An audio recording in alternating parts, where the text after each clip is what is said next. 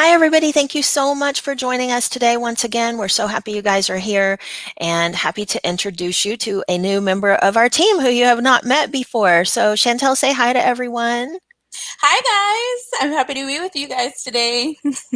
Yeah, we're happy to have you here, Chantel. It just like you just needed to be here the whole time, and we just only got you today. So glad you're here. And Jessica, who you guys have met before. Hey, Jess. Hey everybody, nice to see you again.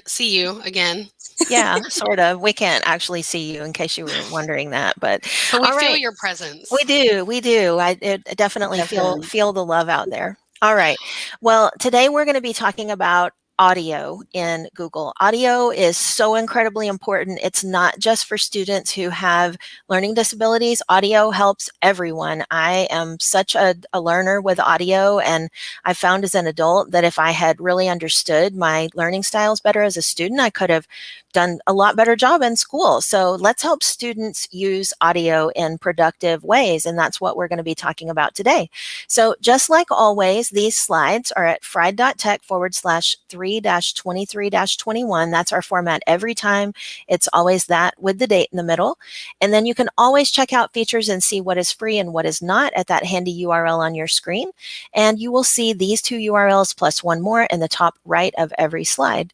And all right, let's go ahead and get started. We're going to be talking about first captions in Google Meet. So, I mean, it's kind of sort of audio, it's kind of sort of not, but we wanted to make sure that you guys know that this exists because it is a pretty cool feature. So in Google Meet now, you can actually turn on captions and you can read what people are saying. So you can see me and Chantel testing it out yesterday. And she probably is like, why did you put that in there? But I mean, in reality, I did tell her that I was going to put it in here. So there it is. And you can see what it looks like. It's really easy to get to. All you have to do is just click turn on captions down there at the bottom of a Google Meet. You just kind of hover your mouse down there, click turn on captions, and you will see them down there. Now, what we struggled with a little bit more was this feature. So this feature is out, and that means that some people are seeing it. We cannot see it yet in our domain. So if you don't see it yet, don't freak out. It's going to be there soon. I've learned over time to trust that it will be there soon when I learn from Google that it's out. I just don't particularly have it yet, but I know how to get to it when it does come out. So all you're going to have to do to turn on caption translation is to go down to those three dots. You know, we call them hot dogs down in the bottom right-hand corner of your Google Controversial Meet. topic. Uh, what, the hot Hot dogs? dogs. It's not controversial. I don't know why we're still talking about this. Is like GIF and GIF. Like, just stop. It's GIF, okay? Just stop it. It's hot dogs. It's GIF. Move on. Anyway, you're going to be able to turn on the captions, and then you're going to get a pop-up that's going to ask you about the language. So this is a really handy slash amazing thing. You can use Google Translate on your phone and have a translated conversation. You can use your Pixel Buds and hear someone speak almost real time in your language, even when they're speaking another language. And this is just another amazing language feature that's included in Google Meet that we're all going to have access to. So I'm super excited about that. All right, I really love this too. I demo this at conferences all the time, and I tell people before I start a presentation, I'm not going to talk about a feature unless you ask me about it. And this is one people always ask about. Yeah. So just to make sure you know that this is possible, you can have captions going in Google Slides when you're speaking. Now, I'm not full screen today, so I can't like literally demo it for you right now, but I can show you where the option is to turn it on. So down here in the bottom left-hand corner of my slides, this is where I would get the captions from. So I put the little directions here on the screen for you so that you can see how to get to them. And then they're in the GIF also, GIF, by the way. Like peanut butter. And you can turn those captions on and they'll just like when you start speaking, they just start typing. I think it's truly fascinating that they don't type bad words. So if you do utter bad words in languages other than English, I have noticed that they will type up there and it will recognize at least French and Spanish and type the bad words. But if your students, you know, like I taught high school and so kids do things, and so they would do things like try to shout out bad words and see if it would appear up there. I know that they would do this today if you turn this on. Well, guess what? it won't type it in English. So that's always fun to test out too. So if someone hears you yelling bad words in your classroom, you can just say, I was just testing out the captions in Google Slides, right? It's Had a good nothing to excuse do. anytime, right? Yeah. I just was testing out a feature. I don't know what to tell you about that. All right. Well, I know one or the other of you guys is going to talk to us about sound, and I think it's Chantel. You're It's right. me. Yes. All So right. I'm going to talk to you about audio and slides. So one of the things that you can do is add audio to slides. And I really, really like this feature because it's just really easy to use. You can insert audio from your Google Drive. So if you have any audio files in your Google Drive, it's very simple to do. And then some of the features that you can use once you've inserted that audio is that you can make your audio loop, meaning you can have it continuously play. So maybe you have like, a poem or some kind of audio that you want to be continuously playing while students are on the slide. You totally can do that. Or you can even have it play when it's clicked or automatically. So it's totally up to you. In addition, I'm going to show you how to insert some of that audio. So if you are in a Google slide, Would you like me to be in a Google Slide, Chantel? I would. That would be Okay. awesome. All right. Let's do it. All right. So if you're in a Google slide, you can go to Insert, then you can go to Audio. And there it's going to pull up this insert audio screen, and you can put in any of these audio files that you have. You can select one and then click select. So these are files Amy has living in her Google Drive already. Yes, correct. So these are files that you already have that you've already put in your Google Drive. So you found them, you've searched them out. I like to say like you've harvested, right? These great Good audio word. audio files that you've put into your Google Drive, and now you're going to put them into your slide. Okay, and so once you've clicked insert, there is our audio that's been embedded into the slide or inserted. We have some options on the side there. We can set it up so that it plays when you click on it or automatically. So that's totally up to you. When you go to the next slide, it'll automatically play for students. You have that you have the volume when presenting that you can drag that bar down. You don't want to blast your students out with it being all the way to the end. So you may want to slide that down a little bit.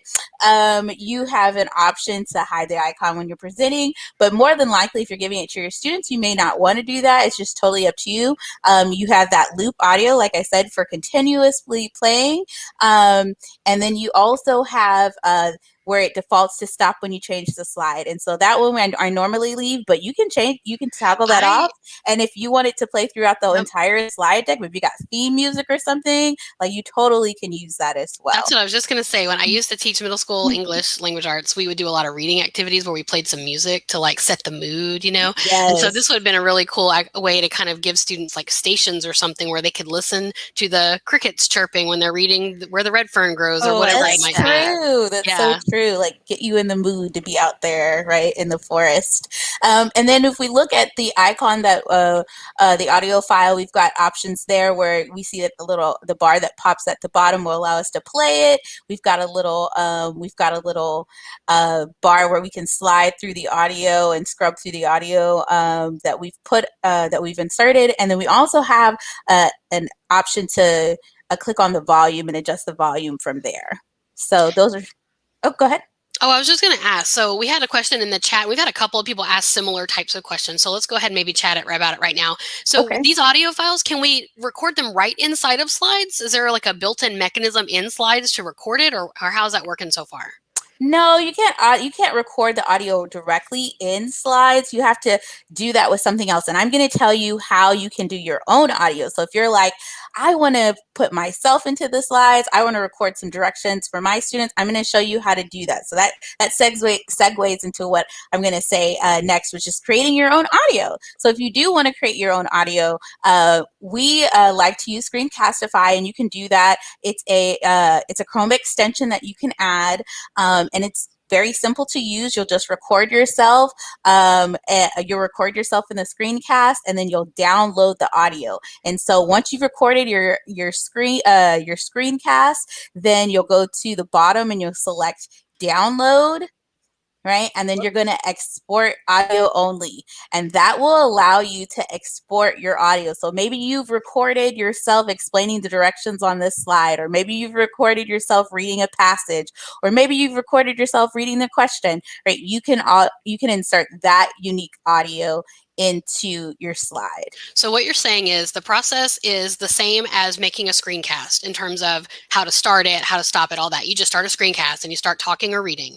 And then Absolutely. Once you got that recorded, that's when you're going to go to that download option and bring out the GIF. Is that right? Or sorry, the MP, the audio only, excuse me, gracious. I keep picking videos that I made to be GIFs, and that's the third time I've done that today. So let me try one more time to find one that's actually, apparently I make a lot of GIFs with Screencastify too. So, but I like what you're showing though, Amy, is that you're showing you can go back and go to previously created screencasts and you can export those as sound only.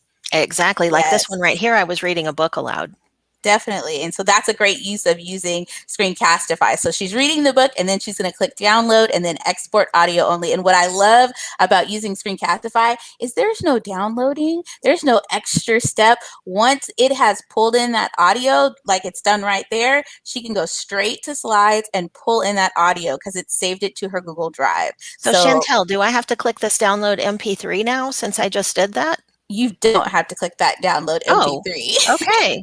Yes, you can go straight to and you can go to insert just like we did before. All right. And you can go to audio and it should be, if you give it a little time to think, it should pull in your audio file straight into there. You know, the more people who are watching you do something, the longer it will take for it to show up. Right. That is the rule right there. Yes. The more people who are watching, the longer it will take. But you know what's so nice is that it pulls it right to the top. So it'll be the first one on the list once it finally loads. And that's, I do this all the time. I'm real big about using audio in my slides. And I do the same exact process, Chantel, that you do. And I just record what I need to record right in the moment, go in and insert it. And it's usually the first thing on my list when I go to insert audio. It's perfect. Yeah. That's why unless there are several hundred people watching, that will work exactly like that every time. Yes. So there it is. And then she'll simply select it and then insert it. And it's just so easy to use, right? And now she can click play and it's her reading the story to her students. And like I said, there's so many uses for this, whether you are like reading, you know, for testing support, accommodation support, if you're doing read alouds or you want to narrate a story. I mean, there's so many uses for inserting audio of yourself or just in general, the audio feature. So, or have your students do it. Your Absolutely. students can insert audio of themselves. Yeah. Love that. So there's a question I have, and I was thinking about this as you were presenting, and I've seen somebody in the chat kind of allude to a similar question. So if I've added audio to a slide, okay, and let's say it came from Screencastify. If I have audio that I pulled from a Screencastify video and it lives in my Screencastify folder, do I have to also share that file with people so they can hear it if it come from Screencastify? You shouldn't, but you always want to just check and make sure, right? So if it's selected that it's unlisted and anybody with a link can view or listen, then you should be fine. Okay. Yes. But then if the file is just an MP3 that lives in my Google Drive, do I have to share that with people so they can hear it too? You want to check that share permissions as well, because yes, you are creating another file. So you want to make sure that you're checking it as well, because it is also being created in your Google Drive. So just double check and make sure that it's shared with anyone with a link can view, just so that your students can hear it. Because the worst thing you want to do is put it in there and then your kids are like, I can't hear it. Yep. You're like, oh no. So you want to just check and make sure your permissions are that anyone with a link can view. And there's a pretty recent update in Google now that will tell you if somebody doesn't have permission to hear something that's embedded in your slides. That came out, just a few weeks ago. Oh, I love that. Yeah, really cool. All right, from Mary. And I don't think I know the answer, so I hope one of y'all know. I do.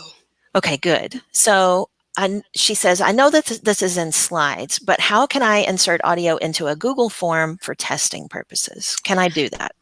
There is a different extension that we have been using. We've seen it recommended many times and we've started using it as well. It's called Talk and Comment. Talk and Comment. And that works in slides and it works in forms and it works in all the other files as well. But Talk and Comment is pretty nice because like Mote, if you've used Mote before, it just pulls in that audio recording right inside your question or right inside your answer choice. It's pretty handy. Is this it, Jess? Yeah, I think so.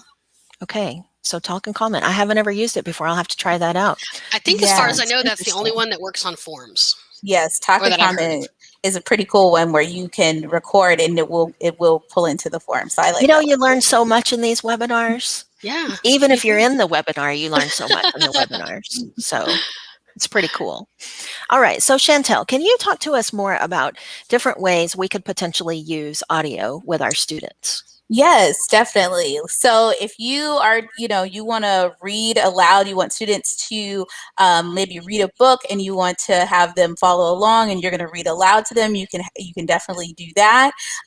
Like I said, testing support. I know for me, it was always one of those things where like, how are you going to get this audio? Just like someone was just saying with the Google form or whatever, how am I going to get this read to my students who need that accommodation? So you can definitely, read questions and passages to students. So for, testing support and answer choices, right? You can create audio narrations. Maybe you're reading through some of the information in a slide that you're giving them for students who need that support. I like that, like you said, student explanations or voiceovers, hearing your students explain to you, what they know. And I think that definitely is just kind of awesome that they're showing you what they know and telling you, so you really know that they're learning it, right? They're not just saying, turning in the work, they're explaining it to you, teaching you or teaching other students. And then of course, like we said, like if you have a certain, the crickets chirping or some kind of music or theme that you want to have during your slide, you can play that music or insert that music or sound effects. I've seen some cool sound effects boards that are out there where you can have applause or you can have cheering, and those are kind of fun things to integrate into your class. And then also, like we said, just supporting students with their accommodations. So you know what? Let's put a link to one of those awesome sound effects boards into the slide for folks so that when they come and get these slides later, that will be there. I didn't even think about that, Chantel, until you said that just now, but those things are so cool. Yes. I mean, who doesn't like applause when necessary? Or a round of it. I would prefer a round. Or there's even, they've got those Mario sounds in there. I feel like whenever I hear that Mario, like you're winning at the end of the level, it's like, yes, I've completed something. So I love those. So yeah. Well, the sad trombone is my favorite, but yes, I do like those other ones as I think well. that might say something about your personality, Mayor. It probably does. It probably says so much. Yeah. Just a little bit. It's okay. I am who I am. I've come to terms with that. All right, Jessica, I think you're going to talk to us about controlling the sound using YouTube for audio. So YouTube's video though. So what do you mean? What are you talking about? So the thing to know is for some situations, like I said before, I taught middle school ELA. So we do a lot of poetry, we do a lot of excerpts from novels, and sometimes reading it myself was not nearly as interesting or fun. And instead using an excerpt from a popular film rendition of that same piece of literature. For instance, The Outsiders, having some of those poems read by the actual boys who play the actual characters was a little bit better than just their old, cranky old teacher reading it out loud, right?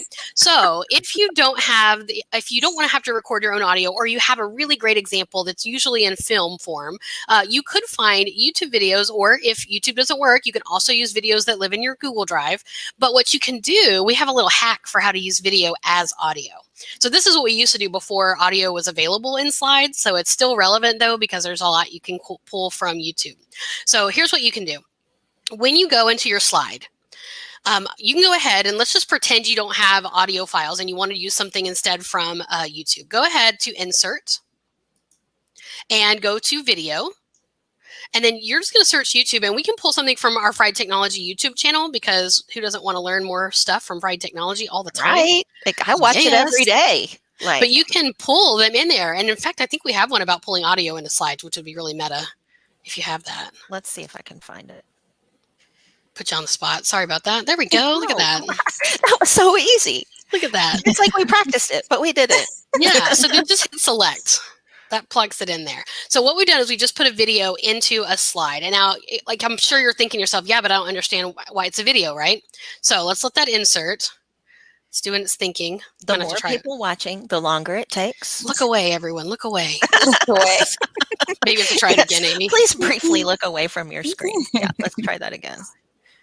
I don't know why things freeze when people are watching you do it, but it just is this way. It's like taking your car to the mechanic somehow. All right, let's try that one more time. Yeah, you've done a lot of that lately, Jess. You know all about how that works. Oh, I do. It's a never-ending Oh my story. gosh, is this gonna not work today because you're all watching? They I won't have look away from the screen. That's what happens. Uh-oh. Okay, so let's do old trusty. Maybe that's a long one. That could be one of those like incredibly long ones. I mean, but who doesn't want to watch a cat ride a vacuum cleaner? Okay, I'm going to refresh now while you continue talking, Jess. Okay, so what Amy's experiencing is like, you know, the curse of presenting. But so when she inserts a video, here's what's going to happen. And if you're looking at our slides on your side, you can see the steps are listed there. But once you pull in a video, what you can do is kind of shrink it down really small. I like to make it kind of small because I don't want it to take up too much real estate. And then you can pull it off to the side. And when I say off to the side, I don't mean off to the side on the slide itself. I actually mean take it off the slide, put it in the gray space, and then you can just make sure that it's barely touching your slide. And when you're using that little like drag, when you're dragging objects in your slides, here we go, great. Drag it, make it small. Okay. And you're about to tell me something I really don't know. So I want to know, you said I have to make it touch the slide. So Yes. What do you mean? Like this? You can make it touch on the corner like that if you want to really be like safe rather than sorry. But I actually like to use the little red guide marker and let it just line me right up to the side of the slide. As long as that little red line, yeah, that's touching. So just make sure, well, you try one more time, make sure it gets right on the edge there. Okay. There we go. And so now it's touching your slide. So it's actively a part of the slide itself. And this becomes kind of important later. So click on your slide, on your video. Okay. And open your format options. Okay. And now you see your video on the side over there, and you see all those same options you saw when we were talking about the audio. You can make it play on click or make it play automatically. I would say make it play automatically. And then I would say, for instance, if it's an excerpt from a film like The Outsiders that I was referencing earlier, I would say start it at such and such second and end at such and such second. And when you do that, it's going to only play that clip. Now, I pulled it off the slide so the students can't see it. This also means they can't rewind it and make it play stuff that I didn't want them to see or hear. Oh, wow, that's so smart. They're only hearing what I've selected for them to hear. Now, go ahead and you can hit present and let's see if it automatically does what we've asked it to do. Okay. I don't have my sound shared today, though, so we wouldn't be able to tell. Oh, okay. Well, that's all right. So when you hit present, it's going to go full screen, and then you can't see the video, but you'll be able to hear it. And you'll hear it from second 5 to 1 minute even. And then it will stop, and it'll go to the next. You can go to the next slide. Now, I always get the question from people, well, if I just go to present mode, my students also have to go to present mode to see that. And if I give that to them in present mode, they can exit out and go back to the view slides. So if you'll go one more slide forward, Amy. Okay, and this one over here. Okay. Keep going. One more. Okay. There we go. You can give your students your slide deck instead of giving it to them and asking them to hit present, or instead of going to present view and giving them the link to the present view, do this step instead. Go to File, Publish to the Web, and then publish it. You can leave all those little settings there, leave them the way that they are by default. None of that's really going to matter. Go ahead and hit publish. And when you hit publish, you're actually going to get a whole different web address than you would have gotten if you just shared this with students. And this web address puts them in full screen mode, and it automatically disables the ability to switch back to view mode. So they'll never see the slides on the side. They'll only ever see it in full screen mode. And because of that, they should be able to hear the audio that's being played. Now, you probably can hear it, Amy, on your side. Yep. Yeah, so she can hear it, but notice you can't see it anywhere. But that's because it's barely touching that right side or left side of that slide. Man, I'm glad I came to this webinar today. I mean, that's a super smart hack right there. It really is. Yeah, listen, necessity drives all kinds of cool invention, right? Sometimes I don't like it when Google fixes problems because it keeps us from being creative like this, you know? Yes. Like we don't have to know those things anymore. And I enjoy knowing those things. It's so fun. Oh, yeah.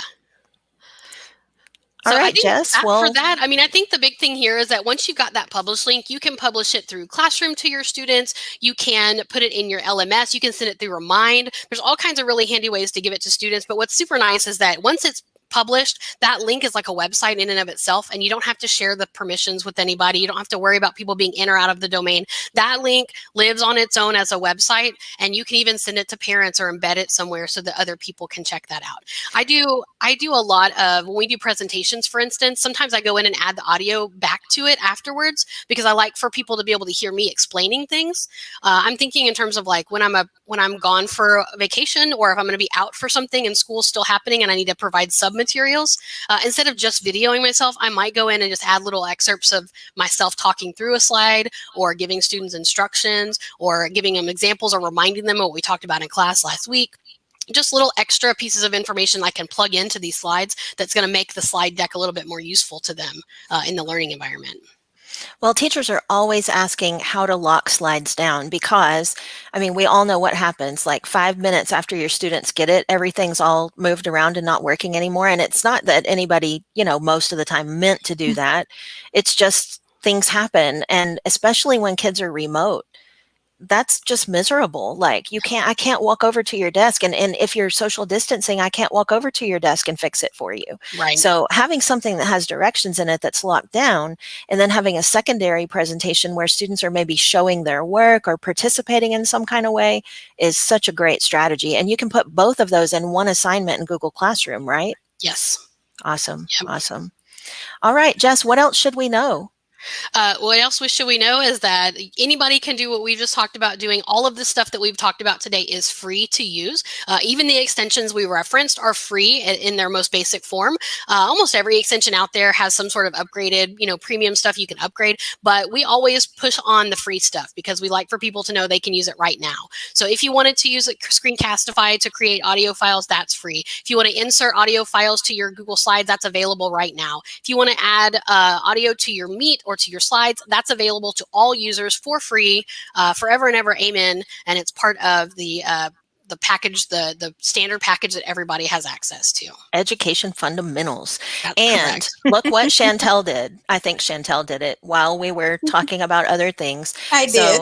Awesome. Thank you, Chantel. So on slide 13, you now see the soundboard. So when you click on that link, you're going to see this teacher soundboard. We didn't make this. Candy Tech Ideas. Oh, ideas. Duh, Yep. I really like that. Candy Tech Ideas. Hey, Candy Tech Ideas. I hope she sees this or hears about it. She made this soundboard, and look how she did this. So clever. So here is the Law and Order sound. I know y'all can't hear that, but I did. It was very satisfying. That's it done. I'll give it to you. That's Thank it you. done. Chantel. So if you want to find some teacher soundboards, you can always Google that, look on Twitter for those, but there's an excellent one to start with from Candy Tech Ideas on Nice. slide number 13. Yeah. We had a question come through, and it's a great question. Lori says, students would not have access to pause the audio when we publish it to the web. Is that correct? And that actually is not correct. So it's all about how you set up your audio. So if you're using the YouTube video, like I was mentioning, and you pull that off to the side, that they won't have access to pause audio. But if you're using the insert audio feature and you're using like a Screencastify audio file that you ripped out of a video or something, those you can leave them visible on the screen. You can leave the icon visible, and then you can let them click to play or click to pause. So that's something you would have access to even in presentation mode. Yeah, So- and if you drag that video onto the slide as well, they'll be able to pause it. Just like any feature of a YouTube video, they'll have those features. Yeah. So I have one more question. Okay. If, let's say I push something out to my students and then I realize, I don't know, something's not working, or they can't hear it, or they can't figure out how to click play on it or whatever. And I go back here and I say, you know what, I want to have this play automatically now. And now my students are already looking at this slide over here in published mode and they're not seeing anything. What do they need to do to get that update? Nothing. If they already had it open when you made the change, they might have to refresh. Fresh. That's probably the only thing they might have to do. But if they hadn't opened it and you changed it, the link that you gave them before would work just fine. Yeah, so I don't have to go back and make a new published link and republish it and all that kind of stuff. But my kids are going to use that same exact link. If they're already looking at it, no big deal. All they have to do is just click the refresh button, reload, they'll see it. Yep. Okay. Super cool. handy. Yeah. So if you assign that through Google Classroom, you're not going to have to go back in and reassign it or anything like that to make changes to it. That's so funny that you just asked that, because a few people in the audience have already asked us. They can't see the update that Chantel made on slide 13. And I bet you guys it's because you already had our link open and you were already looking at our slide presentation. So just refresh and you'll see that update right in the slide. Oh, Diane said refreshed. It's there. Thanks, Diane. Perfect. Thanks for letting us know. Awesome. Yeah. Yes. All right. Well, our time for today is up. I hope you guys enjoyed this as much as we did. I learned several new things. I always do. I hope you sign up for next time with us. Also, Jess, do you remember what our topic is next time, or Chantel? I don't, but maybe she'll look it up. So on the very last slide of this presentation, you will find a link to our website and a link to some of our social media channels. There's a link to our YouTube account down at the bottom if you want to learn more stuff like this. And we really hope we see you again next time. And Chantel, you did a fantastic job. Thank you so much for joining us today. You get a round. I'm going to come into your office in just a minute and play some applause, but there it is just to get us started. Well, hey, thanks for having me. Go ahead. You're welcome. Next week, we're doing some stuff about video production. So turn the spotlight on video instruction, and Daryl and Brooke will be with us that time. Oh, exciting. All right. Yeah. You guys get to meet Daryl. He's going to be new to the show too. Yeah. Very cool. All right. He's a whiz at making GIFs. He is a whiz at making GIFs. And videos of all varieties. Yes. You see how she provokes like this. All right, guys. Thank you so much for joining us today. We will sign off now and give you some time. Have a great day. Bye-bye. Bye, guys. Bye.